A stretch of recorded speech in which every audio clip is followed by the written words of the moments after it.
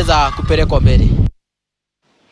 Wakazi wa maeneo ya Shauri Yako, Kifufuti na Magena katika kata ya Kijabe, eneo bunge la Lari, kaunti ya Kiambu, wameibua wasiwasi kuhusiana na barabara mbovu, huku wakiwalaumu viongozi wa ngazi zote kwa kuzitelekeza kwa miaka mingi. Hali hiyo iliwalazimu wakazi kujitengenezea barabara za muda, huku wakiwataka wapiga kura kukataa siasa ambazo hazina maendeleo, jambo ambalo wanasema zimechangia mateso yao ya muda mrefu. Wakazi hao ambao kwa kiasi kikubwa wanategemea kilimo kuwa tegemeo lao la maisha, wanasema kuwa barabara zisizopitika zimetatiza usafirishaji wa mazao yao hadi sokoni. Hali hiyo imewalazimu kuuza kwa bei ya chini na kubaki katika hali ngumu ya kiuchumi.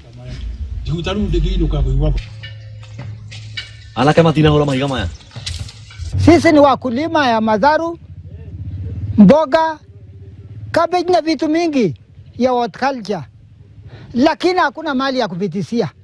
Maana ikinyesha mvua tunapata mateso ya barabara. Barabara zimekuwa mbali, kama hii inaenda mpaka makaburini, na kumekuwa wakati mwingine tukiwa na msiba inatupa tatizo tukipeleka maiti kaburini. Wale wako kwa uongozi wakuja wakae na wananchi, waone shida zile ziko na mwananchi na waweze kutatua, kwa sababu ile jukumu kubwa tunapewa na hawa wananchi ni kuenda kuwakilisha kwa mahali tumechaguliwa.